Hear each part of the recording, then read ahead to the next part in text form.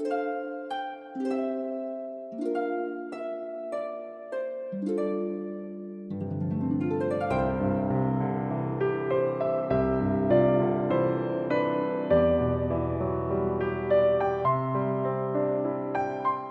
vais juste reprendre un verset biblique qu'a cité notre frère. C'est en Éphésiens 1 et le verset 19. C'est Paul qui parle, mais c'est par la voix de l'Esprit de Dieu qui parle et il dit « Afin que vous puissiez connaître quelle est envers nous qui croyons l'infinie grandeur. » Alors grand, c'est déjà grand, mais l'infinie grandeur, on ne peut pas mesurer. L'infinie grandeur de quoi ? De sa puissance, se manifestant avec efficacité par la vertu de sa force. Paul, il n'est pas en train de demander « Allez, recevez la force de Dieu aujourd'hui. » Non, il ne dit pas ça. Il dit « Parce que vous avez Christ, vous avez la puissance. » Amen. C'est parce qu'on a Christ qu'on a la puissance. Paul, il ne prie pas pour qu'on ait la puissance. Quand vous avez accepté Christ, vous avez la puissance de Dieu dans vos vies. Quand vous sortez de là, il faut être certain de cela dans votre cœur. C'est la parole de Dieu qui le dit, et la parole de Dieu, elle est infaillible, elle ne ment pas. Donc, si je ne peux pas exercer la puissance de Dieu dans ma vie, c'est que j'ai un problème. C'est que je ne suis pas content. Eh oui. Et ceci m'amène à parler du contentement. Alors, vous savez peut-être, frères et sœurs, qu'un chrétien peut apprendre à être content, quelles que soient les circonstances. Et nous allons lire notre texte du jour, qui est la suite des prédications, c'est en Philippiens. Et là, on va lire 4 versets, simplement 4 versets, Philippiens, chapitre 4. Et ça sera du verset 10 au verset 13. 4 petits versets, mais combien incroyablement, vraiment, avec une force et une puissance dans ces versets, que nous allons lire ça. Avant, je vais juste prier. Je vais juste prier. Oui, Père Céleste, nous te rendons grâce, nous te disons merci, parce qu'en Christ, Seigneur, tu nous as tout donné. Seigneur, je te demande, Père Céleste, de disposer nos cœurs à chacun ici, à entendre ce message, et aussi notre âme, afin que nous appliquions tout ce que nous entendons, que nous puissions l'appliquer à notre vie de chaque jour.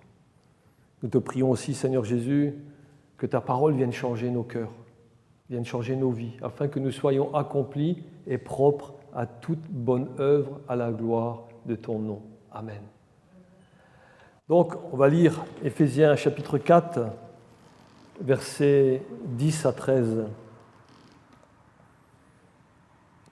C'est Paul qui parle. Il dit « J'ai éprouvé une grande joie dans le Seigneur de ce que vous avez pu enfin renouveler l'expression de vos sentiments pour moi. Vous y pensiez bien, mais l'occasion vous manquait. Ce n'est pas en vue de mes besoins que je dis cela, car j'ai appris à être content de l'état où je me trouve. Je sais vivre dans l'humiliation et je sais vivre dans l'abondance. En tout et partout, j'ai appris à être rassasié et à avoir faim, à être dans l'abondance et à être dans la disette. Je puis tout par celui qui me fortifie. » Amen, jusque-là. Alors, selon vous, qu'est-ce qui est nécessaire pour se sentir satisfait de sa vie ? Je le répète.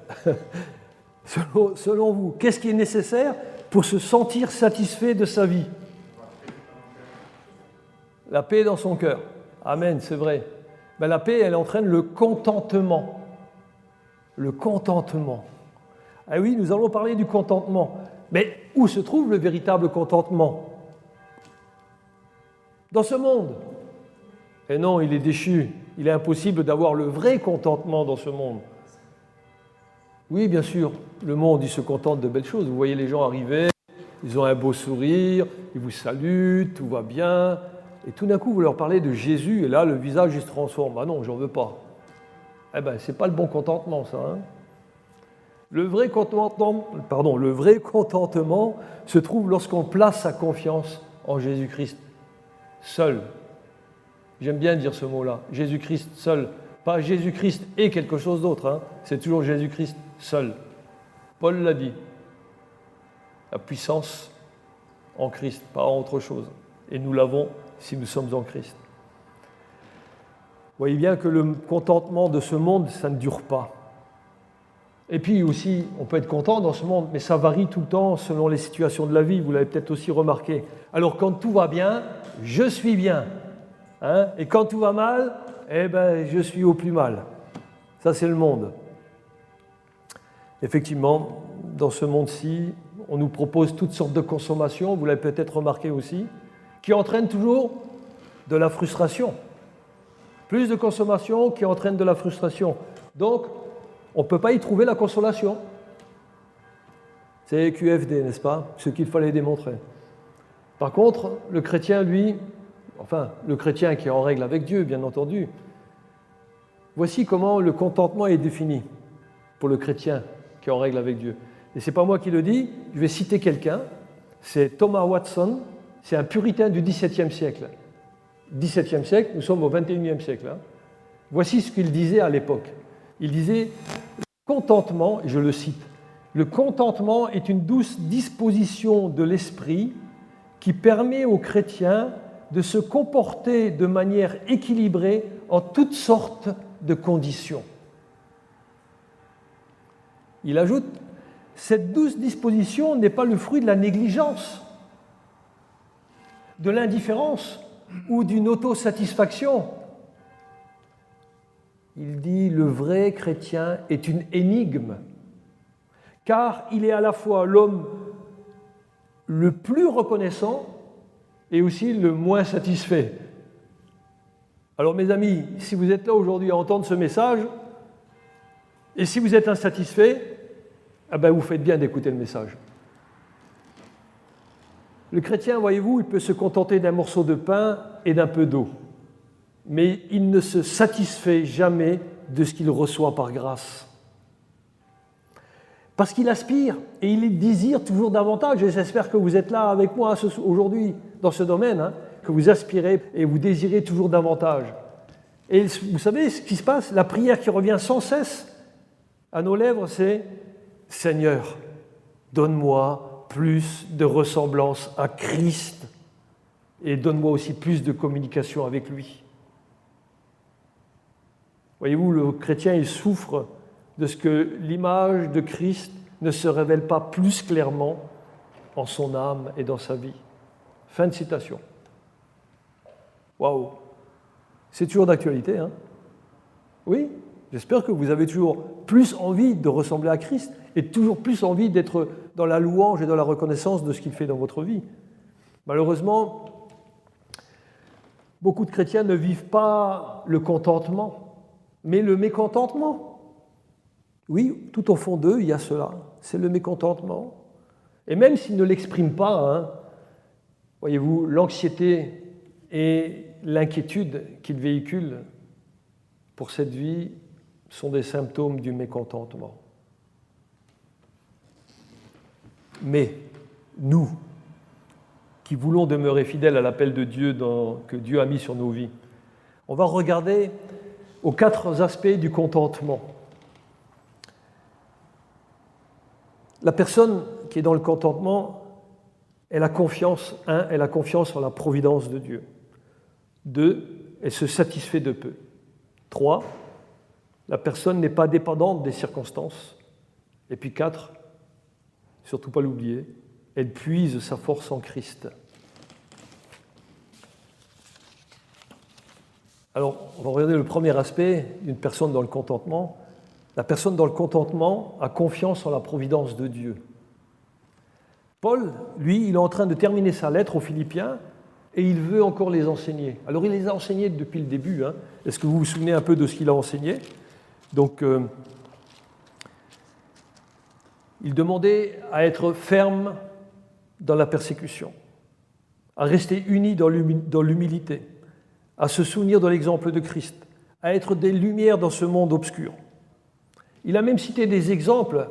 Il a cité Timothée et Épaphrodite aussi, des compagnons fidèles, des fidèles compagnons. Et puis après, Paul, il nous met en garde contre les chiens, voyez-vous, les faux docteurs. Il nous met aussi en garde contre le légalisme. Vous savez, les gens religieux qui pensent que leur religion va leur sauver la mise devant le tribunal de Christ, ou pardon, devant le grand trône blanc, où ils se verront jugés pour aller en enfer. Il y a aussi une mise en garde contre l'anarchie dans l'Église. Pour ça, il nous recommande de toujours être joyeux. Parce que quand vous êtes joyeux, les anarchistes, ils ne peuvent pas rester dans l'Église, ils sont obligés de partir. Parce qu'ils n'acceptent pas, ils n'aiment pas la joie. Et là, nous trouvons, donc dans le chapitre 4, où Paul il dit que votre douceur soit connue de tous les hommes, bien entendu. Et là, il nous dit qu'il a éprouvé une grande joie. Alors il veut dire merci. Il veut dire merci parce qu'il veut, encore une fois, et toujours les enseigner, comme nous aussi aujourd'hui, à toujours avoir une attitude de contentement. Il veut remercier ses amis de la ville de Philippe, sans oublier Dieu qui a agi dans leur cœur, pour avoir permis justement de recevoir ce don, alors que lui, il est en prison, ne l'oublions pas. Paul, voyez-vous, il avait implanté l'église à Philippe, et lorsque cette assemblée est devenue autonome, donc assez grande, elle était composée d'anciens et de diacres, peut-être aussi de moniteurs et de monitrices d'école du dimanche. Eh bien, il a dit, ok, c'est bon, maintenant je peux partir, je vais implanter d'autres églises ailleurs. Et il est parti implanter des églises en Thessalonique et aussi en Macédoine. Alors, bien sûr, l'église de Philippe, elle n'avait pas oublié Paul. Elle avait continué à soutenir l'œuvre missionnaire. Et puis on ne sait pas pourquoi, il y a eu une absence de dons. Peut-être par manque de ressources de l'Assemblée, ou alors peut-être que les frères et sœurs de l'Assemblée n'avaient pas conscience des besoins de Paul, n'avaient pas conscience des besoins du missionnaire. Nous, il faut que ça nous réveille aussi, que les missionnaires, ils ont besoin de notre soutien. Et puis on voit au chapitre 2 de Philippiens, au verset 25, qu'Épaphrodite est venu jusqu'à Rome, je le rappelle à pied, parce qu'en ce temps-là, l'avion, les moyens de transport que nous avons aujourd'hui n'existaient pas de voiture électrique, pas de vélo électrique, pas de trottinette électrique non plus, c'était à pied. Il fallait avoir des bonnes semelles, il y avait 1200 km, il me semble. Et donc il arrive à Rome pour offrir donc un don à Paul. C'est ce geste, justement, des Philippiens pour Paul qui a touché le cœur de Paul. Oui. Mais plus que la somme, ce qui avait touché le cœur de Paul, c'était quoi? L'amour des frères et des sœurs. Et c'est pour ça qu'il dit, on l'a lu, « J'ai éprouvé une grande joie dans le Seigneur de ce que vous avez pu enfin renouveler l'expression de vos sentiments pour moi. » Waouh! Peut-être qu'en ce moment, il y a quelqu'un qui attend qu'on renouvelle envers lui l'expression de nos sentiments. Je laisse ça dans votre cœur. Et Paul, lui, à ce moment-là, il avait besoin d'être encouragé parce que sa vie est passée par des circonstances terribles, rappelons-le. Il est en prison, il est même dans l'attente d'une condamnation qui peut le mener à une condamnation à mort. Mais je vais vous dire une chose. Vous savez, nous, on vit en France, le pays humaniste où tout le monde il est bien, tout le monde il est beau. Mais à l'époque de Paul, les Romains, eux, ils ne nourrissaient pas leurs prisonniers. S'il n'avait pas de moyens, il ne mangeait pas, il ne buvait pas. C'était simple, n'est-ce pas? Il ne passait même pas au tribunal, quelquefois, puisqu'il mourait de faim et de soif. Donc pas de jugement non plus. C'était la fosse commune. Voilà. C'est ce qui attendait toutes les personnes qui sont prisonniers au temps des Romains. Voyez-vous, en ce temps-là, l'aide extérieure était vraiment la bienvenue. Et c'était une grande dépendance de Paul, justement, d'attendre cette aide, ces moyens financiers. Parce que les prisonniers, en ce temps-là, ils dépendaient entièrement de leur famille et de leurs amis. Mais n'oubliez pas, quand Paul il est devenu chrétien, qu'est-ce qui s'est passé dans sa vie de famille? Sa famille l'a renié, l'a rejeté. Tu es quoi? Un adepte de celui qui s'appelle le Messie, le Christ, le Sauveur du monde? Eh bien, on te renie, on n'en veut pas. On va faire notre religion. C'est exactement ce qui se passe à travers le monde. Quand quelqu'un vient à Christ, sa famille le renie. Eh mes frères et sœurs, n'ayez pas peur. Vous venez à Christ, vous avez une plus grande famille que votre famille. Vous avez la famille qui est sur toute la terre. Et Dieu mettra à cœur de recevoir aussi, Dieu mettra à cœur aux personnes de vous donner quelque chose afin que vous puissiez recevoir l'amour qui est exercé dans leur cœur par Dieu lui-même. Mais Paul, lui, savait qu'il ne pouvait que compter sur Dieu. Ce psaume 27,10 qui nous dit cela. « Car mon père et ma mère m'abandonnent, mais l'Éternel me recueillera. » Soyez certains de cela. Dieu, dans sa providence, il a incité les Philippiens à se préoccuper des besoins de Paul au moment où il en a le plus besoin.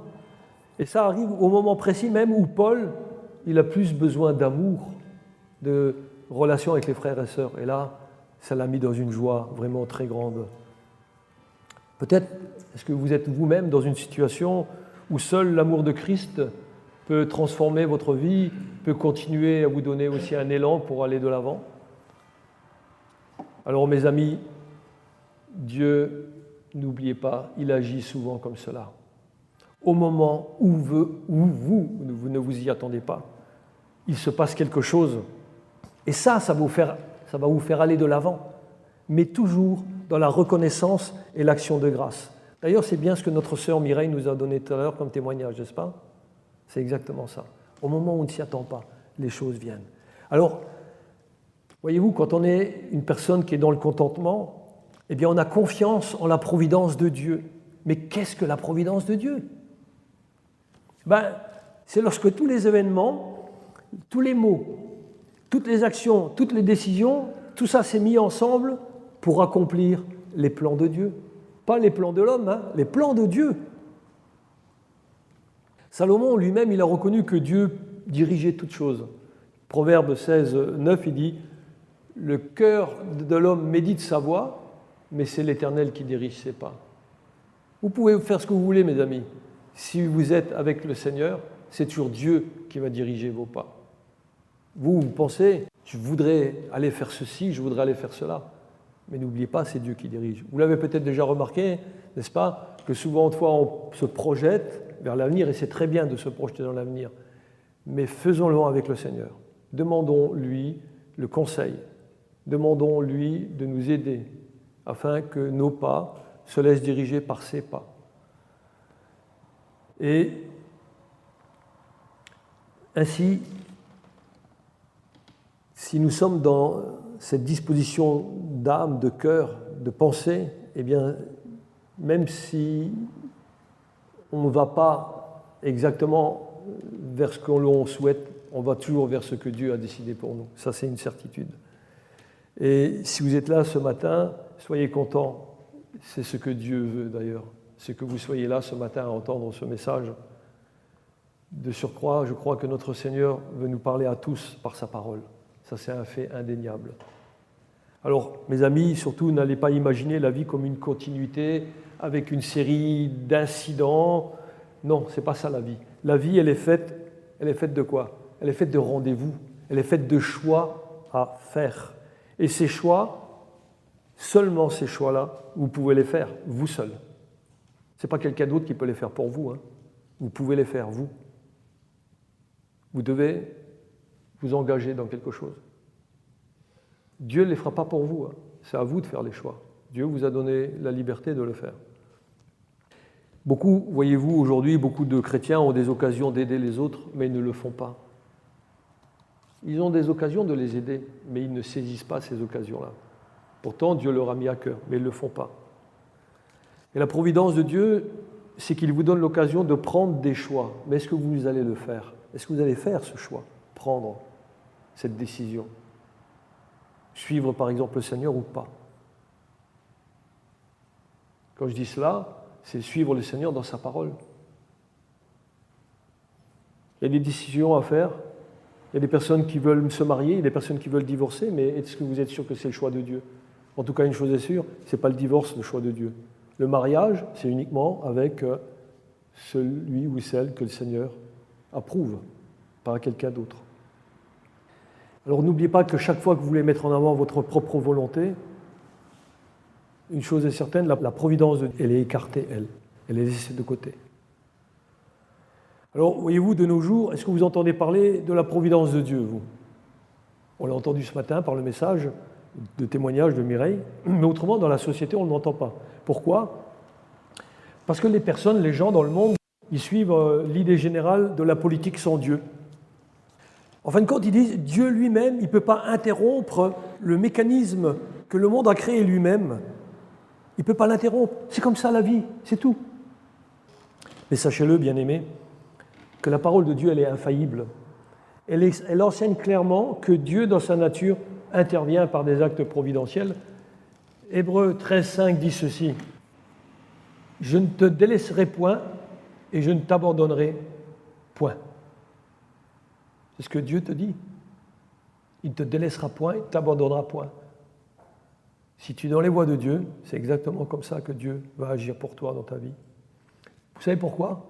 Parce que vous êtes un enfant de Dieu par Christ. Et par Christ, vous êtes pleinement adopté par notre Dieu. Alors même dans les jours où les circonstances peuvent paraître vraiment tristes, le Seigneur a ce pouvoir de nous faire éprouver une grande joie. Éprouver une grande joie, même des fois dans les difficultés. C'est ce qui nous amène à avoir le deuxième aspect, c'est la personne dans le contentement se satisfait de peu. Ah, se satisfaire de peu. Paul, voyez-vous, il vit une situation difficile, il ne mange pas à sa faim, peut-être même qu'il ne boit même pas. Il est enchaîné à un soldat depuis plusieurs mois, mais ça n'affecte pas son contentement. Il a appris à se satisfaire de peu. Paul tient à préciser qu'il ne se plaint pas du manque d'argent. Il tient au contraire à dire aux Philippiens, ainsi qu'à nous-mêmes, qu'il est libéré de toutes ces considérations que le monde peut avoir. Il dit qu'il a appris à être content, quelle que soit sa situation financière. Et là-dedans, il y a deux mots importants, c'est apprendre et content. Apprendre à être content. Apprendre, ça signifie acquérir par l'expérience. Paul, voyez-vous, quand il est venu au Seigneur, il n'a pas reçu une disposition particulière parce que c'est Paul. Non, il a dû faire l'expérience. Par la vie de tous les jours, il a dû faire l'expérience en passant par de nombreuses difficultés pour apprendre à être content. Voyez-vous, il n'était pas content des difficultés, mais il était content de passer par des difficultés afin de mieux comprendre ce que Dieu lui réserve. Soyez rassurés, vous passez par des difficultés, pouvez-vous rendre grâce à Dieu. Merci Seigneur pour ces difficultés par lesquelles tu me fais traverser, parce que tu veux m'apprendre quelque chose. Et moi, je désire apprendre. Oui, Dieu nous fait passer par des situations lorsque aussi il veut nous utiliser. Bien sûr, nous utiliser à son œuvre. Ceci afin de nous faire prendre conscience que le seul secours nous vient de lui. Sinon, on pourrait croire encore que c'est notre ego, vous savez, ce vieil homme-là qui n'arrête pas de vouloir se mettre en avant et qui veut toujours se trouver valorisé. Voyez-vous, apprendre le contentement, c'est aussi apprendre à se satisfaire de ce que le Seigneur nous donne et ne pas chercher le secours ailleurs qu'en Dieu seul.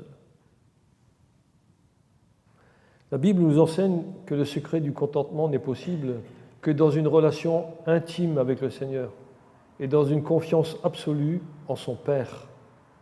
C'est encore ce que nous dit Romains 8, 28.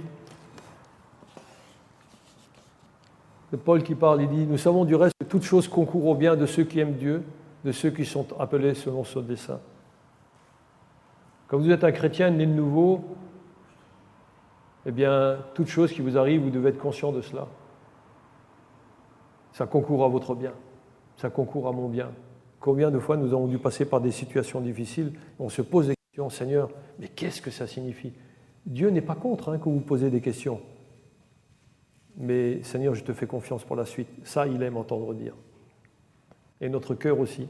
Il aime entendre dire, nous entendre dire par notre bouche des choses, parce qu'en fin de compte, nos cœurs ne deviennent pas amers à ce moment-là. Mais il fait confiance à une force, à une puissance qui nous dépasse largement. C'est celle qui est en nous, mais qui nous vient de Christ. Voyez-vous, mes amis, est-ce que vous comprenez pourquoi les privations physiques ou les privations matérielles ne modifient pas le fait que l'on puisse être dans le contentement ? Il n'y a rien dans ce monde qui puisse nous affecter normalement, parce que nous avons Dieu en nous. Et ça nous suffit pour affronter toutes les difficultés. Ça, c'est apprendre. Mais le mot content, lui, il donne l'idée de contenir. Pour les philosophes, ça donne ce mot de autosuffisant. Je suis autosuffisant à moi-même. Je suis content. Ah, tout va bien, je vais bien. Tout va bien, je vais bien. Nouvelle philosophie. Les rats quittent le navire est prêt à couler. Tout va bien, je vais bien. Oui, c'est comme ça. Ce monde, il est là, il sombre, il va à sa perte, mais tout va bien, je vais bien. On vous incite à faire plus de choses, à ne pas regarder vers l'avenir, contentez-vous d'aujourd'hui, demain se suffira à lui tout seul. Mais si vous ne savez pas où vous allez demain, ou l'instant d'après qui est de demain, est-ce que vous êtes avec le Seigneur ou est-ce que vous êtes dans l'enfer ? Le pire cauchemar que vous ayez pu avoir dans cette vie n'est rien comparé à ce qui peut attendre quelqu'un qui va en enfer.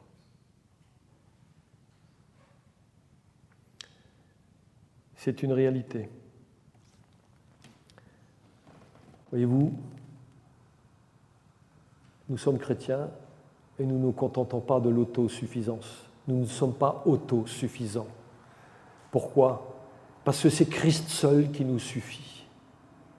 Quand tu as Christ, tu as tout. La parole de Dieu qui le dit. Et c'est parce que Christ vit en nous par le Saint-Esprit que cela nous suffit, mes amis. On ne va pas chercher je ne sais pas trop quoi pour recevoir le Saint-Esprit.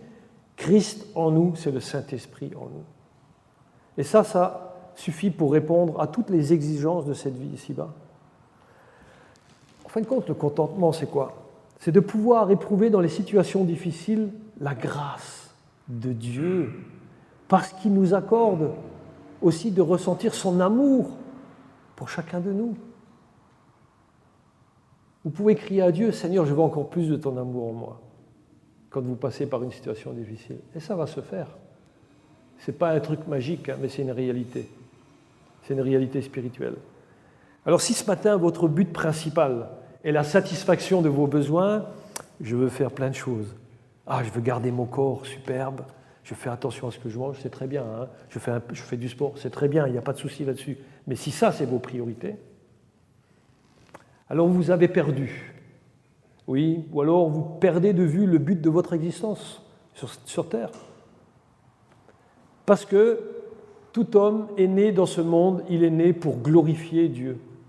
Il est né pour jouir de la présence continuelle de l'Esprit de Dieu. Et si vous n'avez pas ça, vous passez à côté de votre existence. Il faut le rechercher tout de suite, dès à présent. Si vous ne l'avez pas encore fait, vous demandez au Seigneur, « Seigneur, je te demande pardon pour toutes ces choses que j'ai mises en avant. Je te demande pardon pour mon autosuffisance.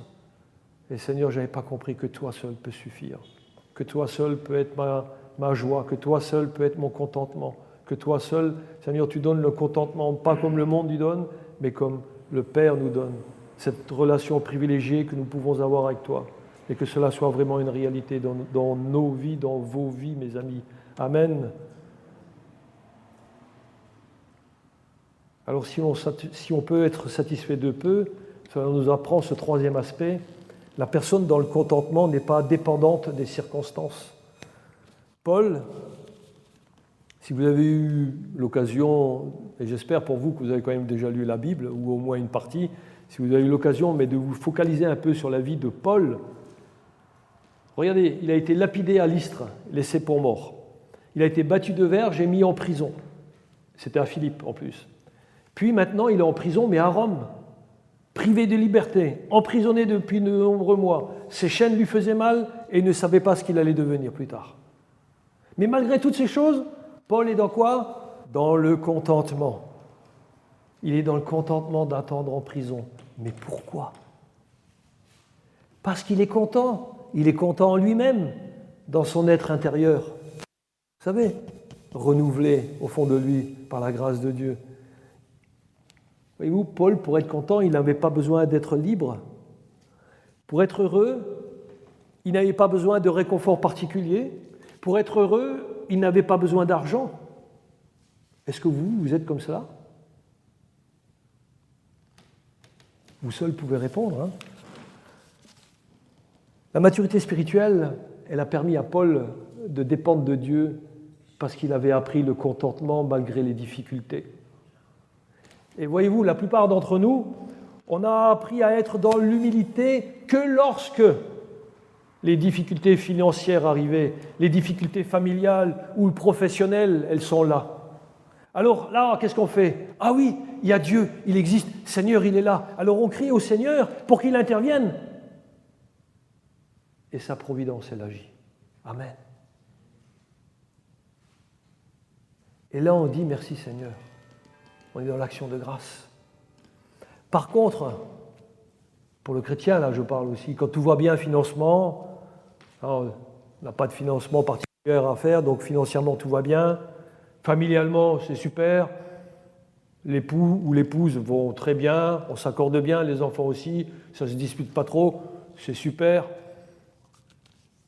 Et puis, professionnellement aussi, tout va bien, j'ai des bons collègues.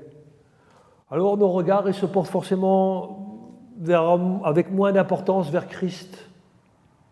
Ce qui prouve bien que pour beaucoup, il est plus difficile de vivre sa foi dans l'abondance.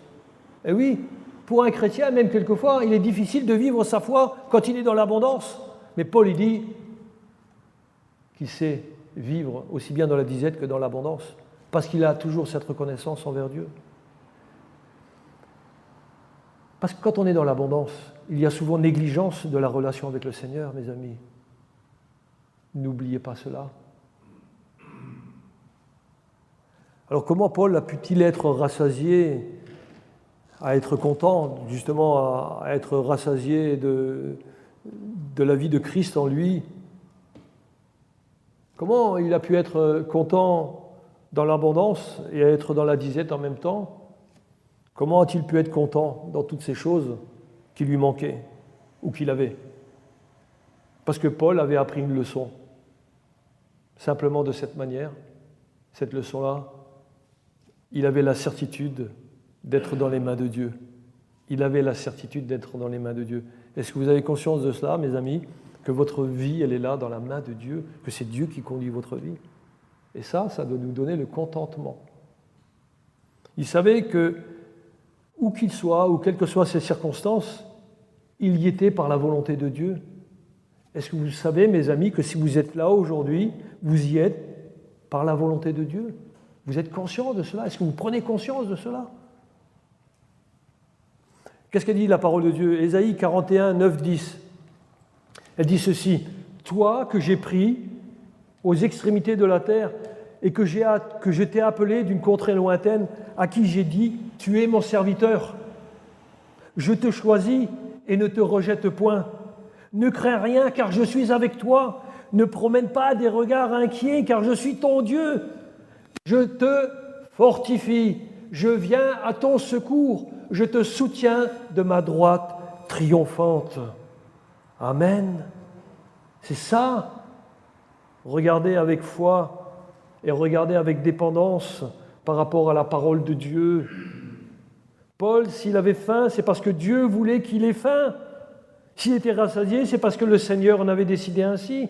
Et c'est la même chose pour nous, mes amis. Ne vous inquiétez pas. Dites merci Seigneur, quelles que soient les circonstances que vous traversez, parce que Dieu souhaite que vous compreniez quelque chose à travers ce message. Et c'est parce que Paul était un homme résolument engagé. Ne l'oubliez pas ça, résolument engagé. Il était engagé à quoi en fait? Au service du Maître. Il pouvait dire qu'il en soit ainsi, Père, si cela te semble bon, pourvu que ta volonté soit faite. Amen. On peut dire, Seigneur, peu importe les situations que je traverse, qu'il en soit ainsi, Père, si cela te semble bon, pourvu que ta volonté soit faite. Nous tous, frères et sœurs en Christ, nous sommes à l'école de Dieu. Et nous apprenons, oui, mais comme les enfants, nous apprenons plus ou moins vite nos leçons. Ainsi, lorsque Dieu permet des situations qui nous permet de traverser, justement, c'est pour nous tester. C'est pour tester notre attachement à lui et vérifier si notre contentement se trouve en lui ou alors dans les valeurs des choses du monde d'ici-bas. Il y a des gens qui sont étonnés, ils disent « Mais ça, on n'a encore jamais vu dans la vie. Vous êtes chrétien et ça vous arrive à vous. » Parce que Dieu prend soin de moi. Hein. Soyez certains de cela. Bien sûr, il va nous faire passer par des épreuves difficiles, où des fois on ne sait plus où on en est, on est prêt à perdre la tête. Mais Dieu, il est là, il conduit. Et au bout du compte, on dit « Ah, Seigneur, tu as permis ceci afin que… » Et on peut exprimer après pourquoi. Afin que je puisse complètement être dépendant de toi. Ce n'est ni par force, ni par puissance, mais par mon esprit, dit le Seigneur. Par mon esprit en vous, c'est par lequel je vais vous conduire. Amen. La joie de Paul, elle avait une source profonde, et ce n'est pas la pauvreté, hein, et ni l'abondance, mais c'est Christ, vous l'aurez compris, n'est-ce pas? Ce qui permet d'aborder ce dernier point. La personne dans le contentement puise sa force en Christ. Les gens dans le monde essayent toutes sortes de philosophies. Hein, comme je disais, je vais bien, tout va bien. Hein, c'était la méthode Coué, je crois, c'était ça. Hein. On l'avait entendu souvent. Hein. Ouais, mais ce n'est pas des chrétiens, ça. Moi, si je vais bien, c'est parce que le Christ permet. Si je vais mal, enfin, je ne vais jamais mal. Hein. Vous êtes conscient de ça, que vous n'allez jamais mal? C'est que vous avez l'impression que vous allez mal. Mais vous n'allez jamais mal. Comment vous pouvez être mal si vous êtes avec le Seigneur? Ça, c'est juste une disposition d'entendement, de philosophie, là. Mais autrement, non, ce n'est pas possible. Dieu vous conduit. En effet, quand on est dans le contentement, vous savez une chose, on ne se contente pas de ne rien faire. Hein. On fait appel toujours à la grâce de Dieu pour continuer à vivre, pour aller toujours plus loin avec le Seigneur, selon ce qui nous est affirmé, là, au verset 13. « Je puis tout par celui qui me fortifie. » Et là, et Amen. Vous savez ce que ça veut dire, Amen? Je suis d'accord avec ce que tu dis, ainsi soit-il.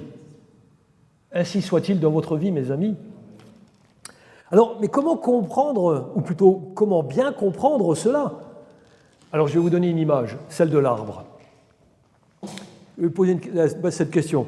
D'après vous, quelle est la partie la plus importante de l'arbre? Celle qu'on voit ou celle qu'on ne voit pas?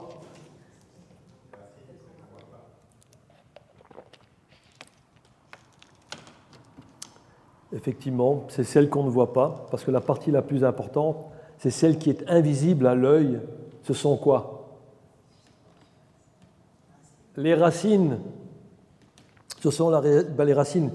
En comparaison, la partie la plus importante de notre vie, c'est quoi? C'est l'orientation de notre cœur. Et ça, on ne le voit pas. Il n'y a que Dieu qui peut le voir. Alors maintenant, si notre vie chrétienne, elle ne va pas chercher, elle ne va pas puiser dans les profondes ressources de la parole de Dieu, la Bible, là, c'est ce que Dieu nous donne par sa parole. Hein. Pour faire quoi? On va puiser là-dedans pour nourrir notre âme. Si vous ne faites pas ça, vous allez succomber. Vous allez succomber aux pressions de la vie et vous allez vivre non pas le contentement, mais le mécontentement. Les exemples de mécontentement qui sont vraiment d'actualité aujourd'hui, c'est quoi? La vie est trop chère. Vous l'avez remarqué, hein? La vie est trop chère. Et toute la journée, on entend ça. Ça passe en boucle. La vie est trop chère. Encore augmentation de ci, encore augmentation de ça. Tout augmente. Mais au fait, quand je voudrais vous poser une question, c'est vrai que tout augmente ou pas? Votre vie spirituelle, est-ce qu'elle augmente? Oui, elle va en augmentant. Chaque fois que vous vous confiez davantage au Seigneur, et chaque fois que vous vous confiez davantage dans la parole de Dieu, la Bible. Mes amis, je vais vous dire une vérité. Savez-vous que cette devise de Paul, « Je puis tout par celui qui me fortifie », peut aussi être la nôtre? Oui, c'est vrai. Mais qu'est-ce que ça signifie? « Je puis tout ». Est-ce qu'on doit le prendre à la lettre, littéralement? Paul croit-il vraiment qu'il peut tout faire? Paul croit-il qu'il peut commander un bon repas à la prison et puis être livré par un traiteur?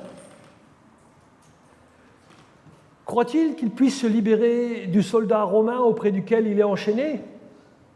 Croyez-vous que Paul parle de s'évader, de faire le mur de la prison?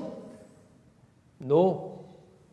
Paul ne dit pas qu'il peut faire tout et n'importe quoi, parce qu'il aurait une certaine puissance en lui. N'altérons pas la parole de Dieu.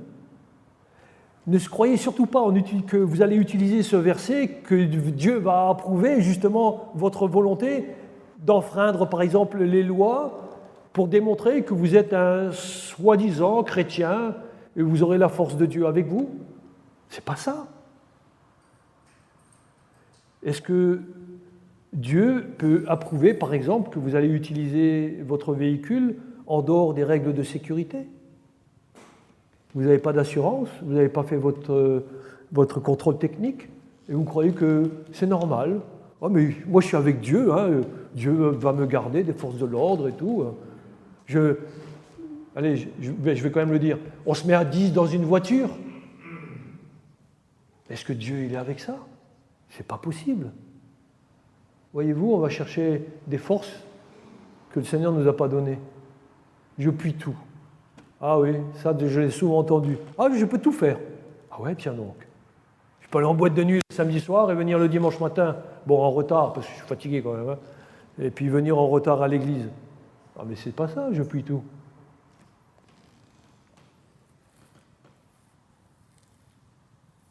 Beaucoup trop de personnes ont utilisé ce verset biblique hors du contexte pour en faire un prétexte. Ils ont fait un prétexte de vie parce qu'ils voulaient à tout prix devenir riches, à tout prix avoir une situation, à tout prix se flatter eux-mêmes, à tout prix se faire envier. Et oui, parce que je veux être plus beau, je veux être plus belle, je veux, etc., etc. Mais dans le texte, Paul dit qu'il peut tout faire, et c'est vrai. Mais c'est sans aucun doute possible, ce qu'il dit, qu'il pouvait tout faire, tout ce que Dieu voulait qu'il fasse. C'est ça le tout. Je peux tout ce que Dieu voulait qu'il fasse dans sa vie. Vous comprendrez aisément que c'est complètement différent de ce que l'on s'imagine au départ, n'est-ce pas? C'est cela, rien que cela, car Paul avait appris que Dieu donne ce qu'il ordonne. Il avait appris que le Dieu 3 fois saint ne lui demanderait jamais d'accomplir une action, une tâche, sans lui donner la grâce nécessaire pour pouvoir l'accomplir. Frères et sœurs, nous avons besoin de nous saisir de cette réalité spirituelle. Dieu donne ce qu'il ordonne. Et si vous passez par une situation particulière en ce moment, c'est que Dieu veut vous apprendre quelque chose sur votre relation avec lui. Où est-ce que vous en êtes avec votre relation avec le Seigneur? Et puis, est-ce que vous avez remarqué que dans le vécu de Paul, pouvoir tout par Christ s'applique à quoi? S'applique bien davantage aux dures privations qu'il est en train de subir, plutôt qu'aux grands actes de bravoure que l'on supposerait. Eh oui, Paul, il est à ce point dans le contentement qu'il se contente de peu et qu'il sait que ce que Dieu lui demande, il lui donne aussi la force et le courage et la volonté de le faire.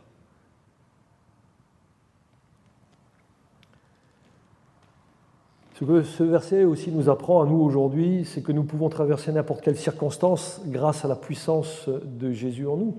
Alors bien sûr, ça ne va pas se passer comme on voudrait, mais c'est toujours comme Dieu le permet, même à travers quelquefois nos propres travers. C'est toujours comme Dieu le permet, même si c'est à travers donc nos propres erreurs. Mes amis, en tant que chrétiens, nous avons en nous la puissance nécessaire pour faire face aux exigences de la vie sans se plaindre. Oui, pourquoi? Parce que nous avons la puissance de Christ en nous. Est-ce que, quand vous avez lu la Bible, est-ce que vous avez lu une seule fois que Jésus s'est plaint? La réponse, c'est quoi? C'est non. Donc, on voit bien que nous aussi, nous n'avons pas à nous plaindre. Oui. Nous avons sa puissance pour ne pas nous plaindre, quelles que soient les circonstances et les situations difficiles que nous traversons. Ce que nous avons à faire, par contre, c'est de nous humilier devant le Seigneur pour que toute situation serve à sa gloire. Mes amis, si vous passez par une situation difficile, humiliez-vous devant le Seigneur et dites-lui, c'est vrai Seigneur, je reconnais que tu permets cette situation afin que cette situation serve à ta gloire et vous verrez le résultat. Je vais prendre encore une image. C'est celle qui est tirée de Jean 15, 5. Vous connaissez, c'est le cep et le sarment. Le cep et le sarment. Donc Jésus, c'est notre nourriture. Il est le cep, nous sommes le sarment. Alors notre vie de chaque jour découle de Jésus. Jésus, c'est la sève qui nous nourrit. C'est lui. Et c'est lui seul qui est la source de notre énergie, pas nous-mêmes. Si j'ai de l'énergie, c'est parce que le Seigneur me l'a donnée. Sinon, je serais incapable de pouvoir parler. Et c'est une réalité dans ma vie, puisqu'à un moment donné, j'ai dû me faire opérer de la mâchoire et j'étais incapable de pouvoir parler. Le médecin m'avait promis, il m'a dit, je vous opère, mais je vous préviens une chose. Vous ne pourrez plus respirer, vous ne pourrez plus parler, vous baverez, vous aurez le menton qui va descendre tout seul et rien ne sera plus comme avant, mais vous aurez moins de douleur. Ok. Qu'est-ce qu'on fait?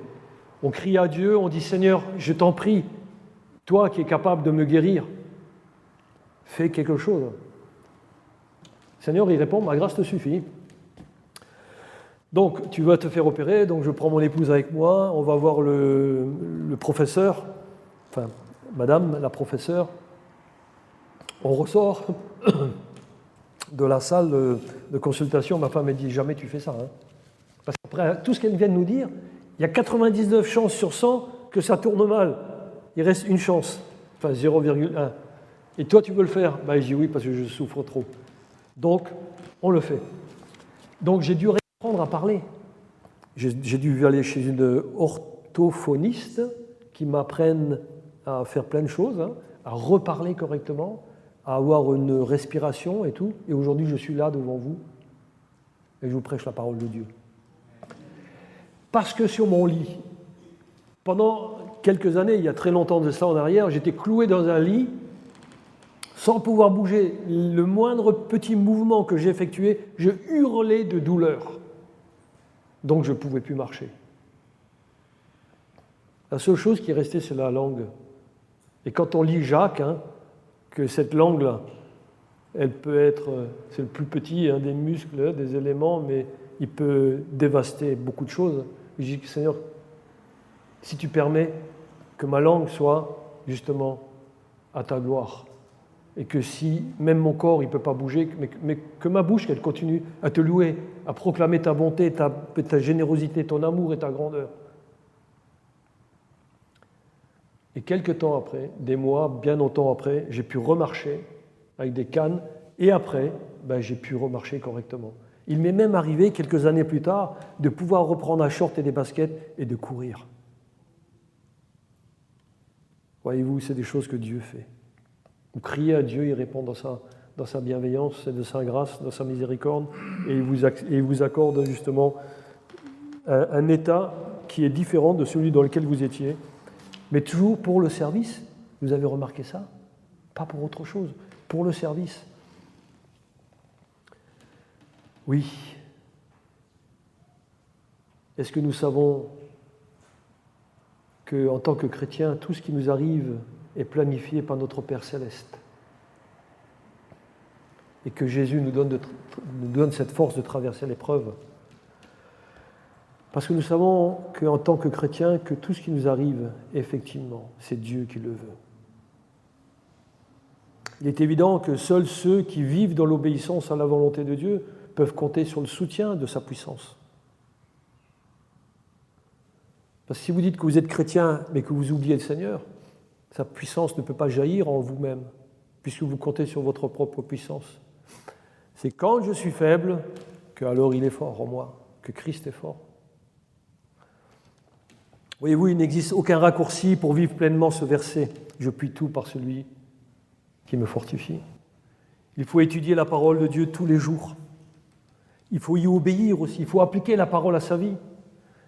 Et aussi, il faut avoir une vie de prière avec des actions de grâce et de reconnaissance pour ce que Dieu fait, il accomplit dans ma vie, mais aussi dans la vie de mes frères et de mes sœurs. Alors si je mets ma vie à la disposition de celui qui peut faire bien plus que moi-même je puisse espérer, dans ce cas, je peux dire ce verset avec vous, donc Éphésiens 4,13, « Je puis tout par celui qui me fortifie ». Allez, levez-vous, mes amis. Dites avec moi, « Je puis tout par celui qui me fortifie ». Je puis tout. Merci Seigneur pour ta grâce. Alors, qu'est-ce qui est nécessaire pour se sentir satisfait de sa vie? Le contentement en Christ. Qu'est-ce qui est nécessaire pour satisfaire sa vie, pour se sentir satisfait dans sa vie? Le contentement en Christ. Amen. Alors mes amis, si nous avons Jésus, nous avons le pardon de nos péchés, nous avons sa paix et nous avons la promesse d'une vie future et éternelle avec lui. Et c'est ce qui fait notre contentement, n'est-ce pas? Amen. On va prier. Merci Père Céleste pour la paix. Merci Père Céleste pour la joie que tu procures à tous ceux qui ont mis leur confiance en toi et en Christ, ton Fils bien-aimé, qui a souffert pour nos péchés sur le bois de la croix, afin que nous soyons libérés et que nous puissions t'appartenir pleinement. Oui, merci Seigneur Jésus pour ton sacrifice à la croix, parce que tu nous as libérés de l'emprise du péché et du monde. Avec toi, Jésus, je peux faire l'expérience du contentement. Dans l'état où je me trouve, aide-moi, Seigneur, à être satisfait de ce que tu me donnes et aussi à m'attendre à toi pour venir à mon secours lorsque je vais crier à toi. Avec toi, Seigneur, qui me fortifie, je puis tout faire pour ta seule gloire. Alors merci Père pour ta parole qui nous donne du courage et vivre le témoignage dans le beau nom de Jésus. Alors que ton nom soit glorifié maintenant et à jamais. Amen.